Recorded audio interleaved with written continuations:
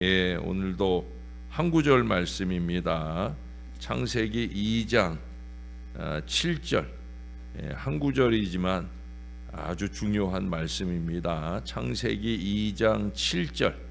자, 오늘도 우리 함께 한번 읽어볼게요. 시작.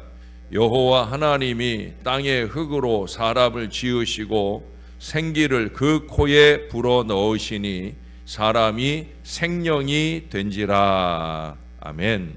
예. 여러분 설계도면을 혹시 보신 적이 있습니까? 아주 정교하게 그려진 그 그림은 정교하게는 그려졌지만 예쁘지는 않아요. 아주 골치 아파요.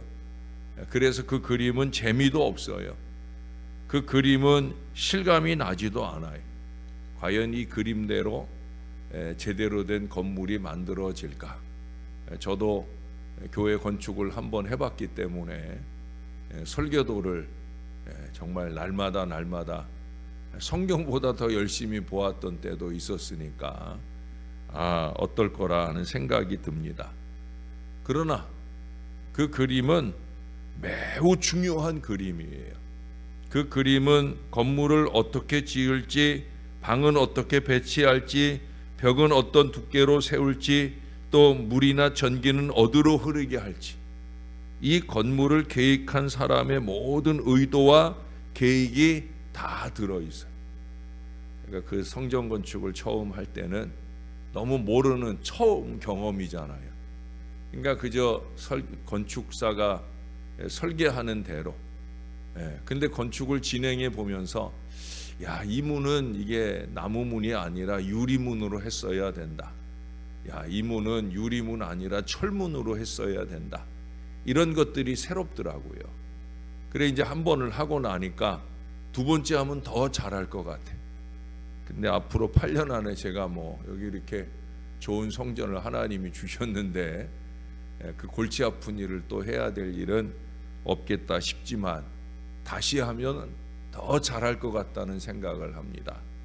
여러분, 우리는 이런 그림을 이제 설계도라고 부르는 거죠. 뭐라고요? 설계도라고 불러요. 이 세상 모든 건물은 설계도에 의해 지어집니다. 설계도를 읽을 줄 모르거나 혹은 안다고 해도 이 그림을 무시하면 그러면 건물을 제대로 지을 수 없는 거예요. 부실공사는 그렇게 만들어지는 거예요. 설계도대로 안 하고 철근을 10개 넣어야 되는데 5개만 넣고 이러면 이제 부실공사가 되는 거예요. 여러분 정말 이 중요한 기둥이 밑에서부터 막 부스러지는 전 그런 사진 그런 그림들도 봤어요. 아니 어떻게 어쩌자고 건물을 저렇게 만들어놨나. 그래 거기에다가 막 임시로 막 철기둥을 세워놓고 하는 안타깝고 답답한 일이죠. 근데 그게 답답한 게 아니에요. 그 다음 얘기들을 들어보세요. 우리들의 삶을 위한 우리 하나님의 설계도가 있다는 사실도 우리가 알아야 됩니다. 그래서 우리가 하나님의 답답함을 알아야 된다는 거예요. 이 녀석은 내가 이렇게 그려놨는데 왜 저렇게 사나? 설계도대로 안 사는 우리의 삶을 보면서 답답하게 느끼실 때가 많지 않겠나?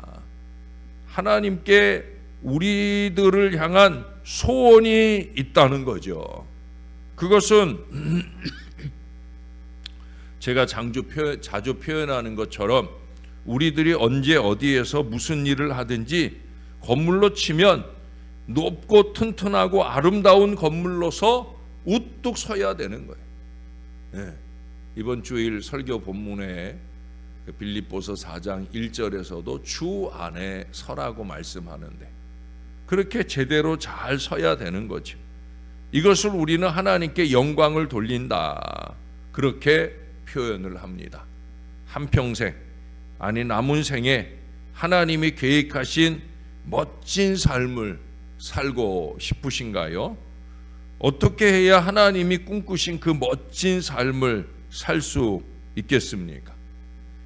이 중요한 질문에 대한 답이 여러분 잘 아시겠지만 바로 우리 하나님의 이 말씀 안에 다 있어요.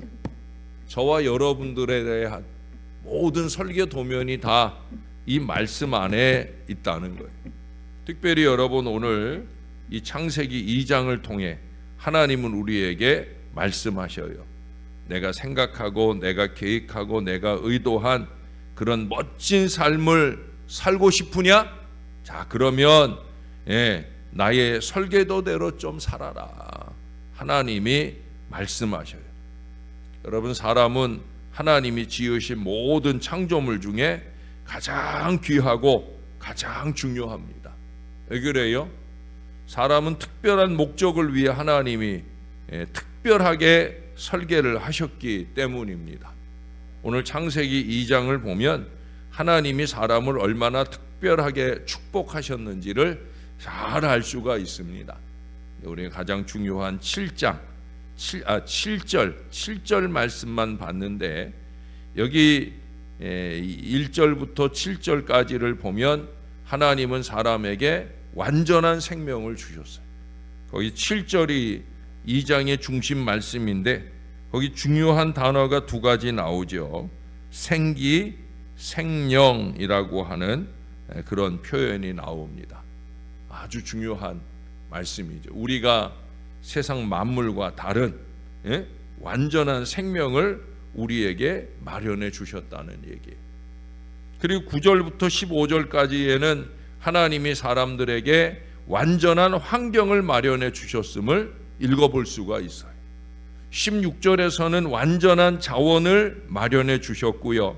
17절에서는 사람에게 완전한 자유도 주셨습니다. 그뿐이 아니에요. 하나님은 사람에게 완전한 파트너까지 주시는 말씀이 그 뒤에 18절 이하로 이어집니다. 왜 그러셨을까? 하나님의 특별한 계획이 있기 때문입니다. 성경은 그것을 이렇게 말합니다. 하나님이 자기 형상, 곧 하나님의 형상대로 1장 27절에 표현된 말씀이죠. 그렇게 사람을 창조하셨다고. 하나님의 형상대로예요. 하나님의 형상대로예요. 여러분 일그러뜨리고 살지 마세요. 하나님 형상대로 제대로 잘 살아야 된다는 거예요. 이래봬도 우리가 하나님 형상대로, 이 말이 좀 어렵다 느껴지면 서두에 말씀드린 것처럼 하나님의 설계도대로 그렇게 생각해도 됩니다. 제가 어린이 설교하듯이 여러분들에게 말씀을 좀 드려볼라 합니다. 우리 하나님께서 우리를 특별하게 만들었어요. 먼저는 육체적 구조, 하나님은 여러분과 제게 아주 특별한 이 몸을 주셨습니다. 우리 몸은 하나님이 직접, 아까 7절에 말씀하잖아요. 땅의 흙으로 사람을 지었다. 다른 창조는 그냥 말씀을 툭 뱉어 놓으셔서 그 말씀대로 됐는데 우리는 정성되게 하나님께서 이 몸을 만드셨다는 거예요.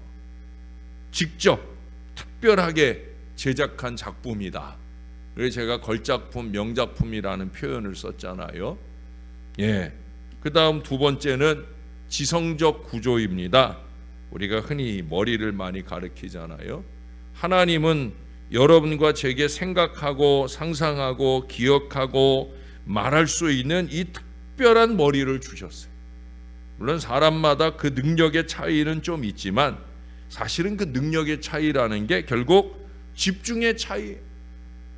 이 사람이 일을 잘하느냐 못하느냐도 보면 결국 생각의 집중. 제일 화가 날 때가 언제인지 알아요? 내가 말하고 있는데 자꾸 딴 데 쳐다보고 딴 생각하고 나중에 엉뚱한 짓거리 해놓으면 그게 제일 화가 나죠. 생각이 집중이 안 되는 인생은 늘 그런 실수를 반복하는 거예요. 생각의 집중의 정도에 따라 우리는 놀라운 일들을 많이 해놓을 수 있어요. 세 번째는 정서적 구조입니다. 이 이거 아닙니다. 이겁니다. 정서적 구조. 하나님은 여러분과 제게 기쁨도 슬픔도 화도 느낄 수 있는 이 감정이라는 걸 주셨잖아요. 요즘 이렇게 자연 만물을 보면서 그 아름다운 자연에 감동받는, 감정을 가지고 감동을 받는. 물론 뭐 요즘 MBTI로 보면 뭐 T냐 F냐 이걸 따지기도 하잖아요. 우리도 가끔 우리 딸내미가 뭘 말하는데 우리가 그냥 일상적인 반응을 보이면 우리 아이가 그래요. 아빠 T야? 라고 얘기를 해요. 아니야 나 F야 그러는데 근데 왜 반응이 그래? 라고 얘기할 때가 있어요. 그 차이는 있지만 어떻든 우리에게는 정서적 구조, 정서적 감정, 감동받는 마음이 있다라고 하는 거예요. 네 번째는 혼자 안 서는 누군가의 도움으로 서야 되는 약지로 표현할 수 있는 사회적 구조. 하나님은 저와 여러분들에게 다른 사람들과 함께 살아가도록 사회적 구조로, 혼자 서지 못하잖아요. 누군가 함께 협력해줘야, 그래야 바로 설 수 있는 바로 그런 구조로 만들어 주셨어요. 그리고 이제 도덕적 구조입니다. 하나님은 여러분과 제게 옳고 그름을 판단할 줄 아는 양심을 주셨어요. 아주 중요합니다. 여러분, 복음이 가지 않은 땅, 아직 하나님도 모르고 예수님도 모르는 사람들은 그 양심으로 구원이 결정이 돼요. 그러니 양심이 얼마나 중요해요. 제가 자주 얘기하잖아요. 바울의 표현을, 양심이 화인 맞으면 믿음도 파산하는 거예요. 믿음이 있는 채 하지만 목사가 볼 때는 저건 믿음도 아니야. 내가 저 사람 저거 천국에서 만날지 참 걱정된다. 그런 사람들이 있어요. 어떤 사람들이냐? 양심이 썩어 문드러진 사람들. 정말 양심이 없는 그런 교인들이 오늘날 너무 많아요. 아주 기본적인 양심 생활을 안 해. 거짓과 술수로 그게 일상이 되어버려 가지고 전 이런 얘기하면 너무 화가 나. 미안합니다. 새벽부터. 근데 이 양심의 문제가 아주 큰 문제가 아닐 수 없어요. 그러나 여기까지만이 아니에요. 이 5가지 손가락들을 딱 붙잡고 있는 우리 손바닥, 영적인 구조예요. 제일 중요합니다. 영적인 구조. 오직 여러분과 제게만 우리 하나님을 찬송하고 순종할 수 있는 하나님과의 관계를 주셨다라고 하는 거예요. 왜 그러셨을까? 세상에서 1등 하라고? 칭찬받는 착한 사람 되라고? 아니죠. 더 큰 목적이 있으시기 때문입니다. 더 큰 목적은 십자가를 보면서, 이 뒤에 있는 큰 십자가를 보면서 뭐 자주 한 얘기예요.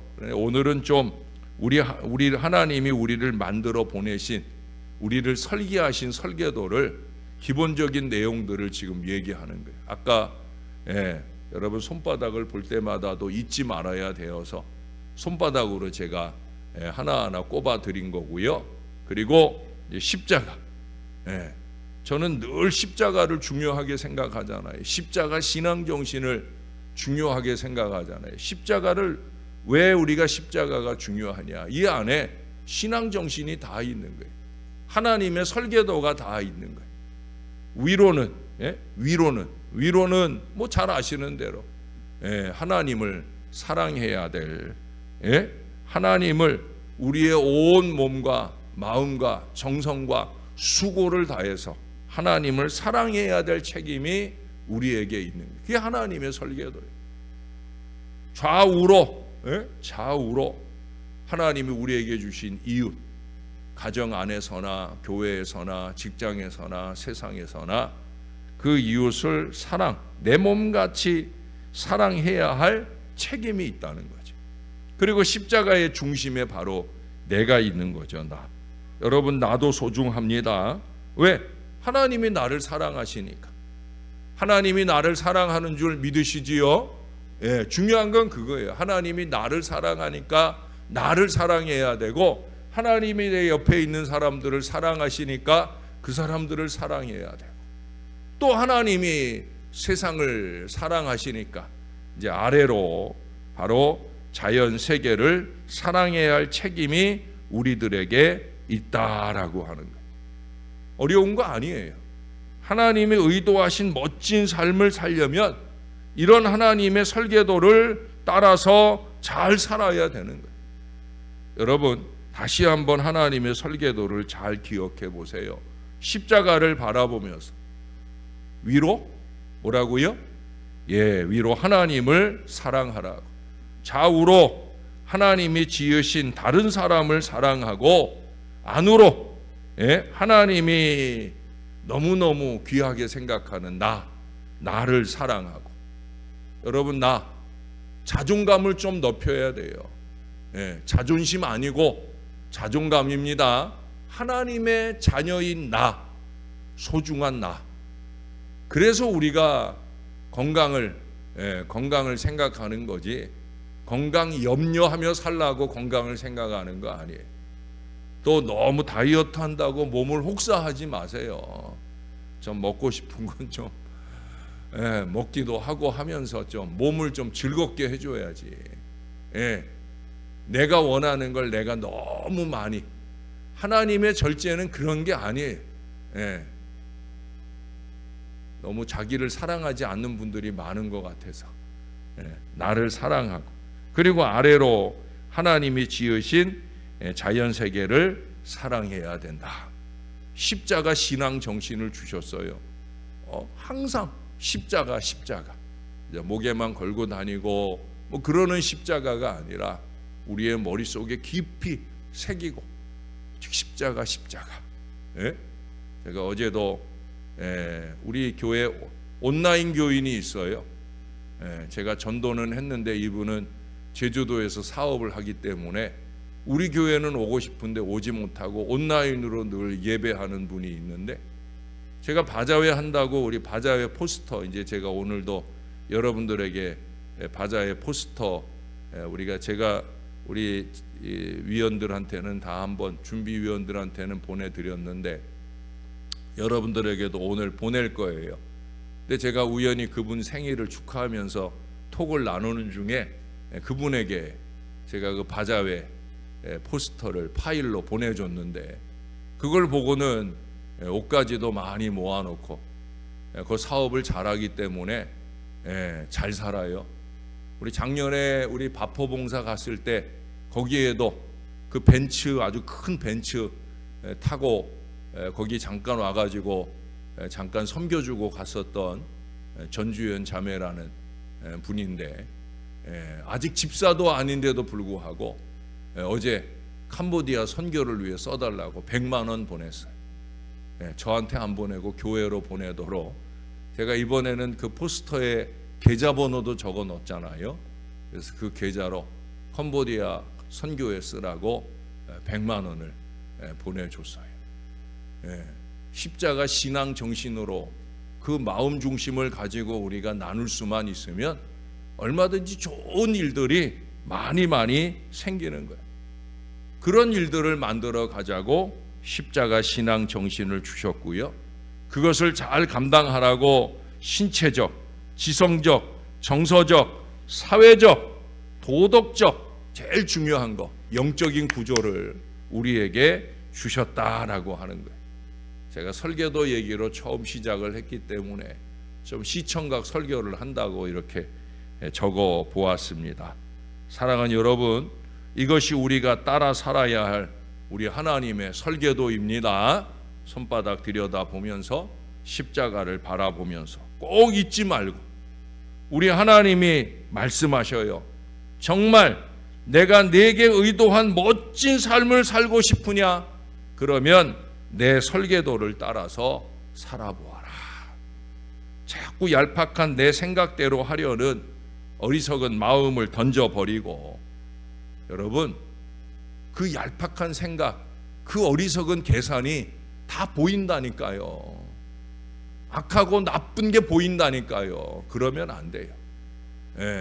순수하게, 순전하게 하나님 원하시는 바를 이루어 드리는 하나님 설계도대로 잘 살아서 우리 하나님께 더 많이 영광 돌리는 저와 여러분들이 꼭 될 수 있기를 우리의 구주 되시는 예수님 이름으로 간절히 축원합니다.